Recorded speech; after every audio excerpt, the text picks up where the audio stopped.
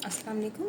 आपको पता है कि सूरह तौबा पढ़ रहे हैं, 11वां सिपारा है, उसी को कंटिन्यू कर रहे हैं।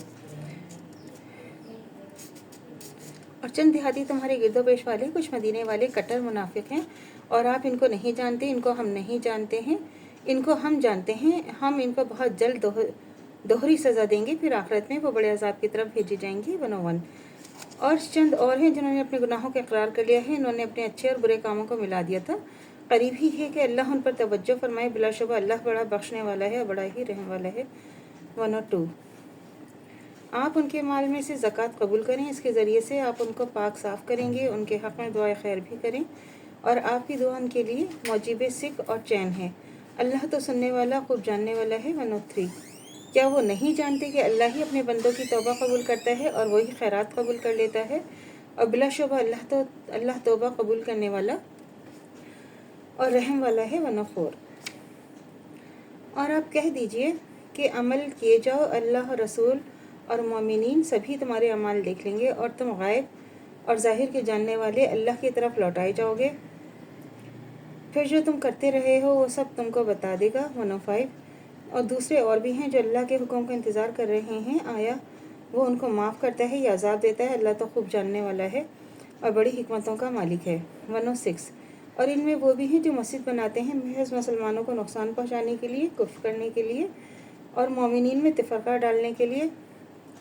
और जो अशख़ास अल्लाह रसूल से पहले जंग कर चुके हैं, इनके लिए घात की जगह बनाने के लिए कस्में खाएंगे, और हमारा मकसद तो भलाई था, मगर अल्लाह गवाही देता है कि वो झूठे हैं। 107। और आप इस मस्जिद में कभी खड़े ना हो, अलबत्ता वो मस्जिद जिसकी बुनियाद अव्वल दिन से तक़वे पर ही रखी गई हो, वो इस लायक है कि आप इसमें नमाज के लिए खड़े हों। इसमें ऐसे आदमी हैं जो पाकी को पसंद करते हैं, और फिर अल्लाह को पाक रहने वालों को पसंद करता है। 108।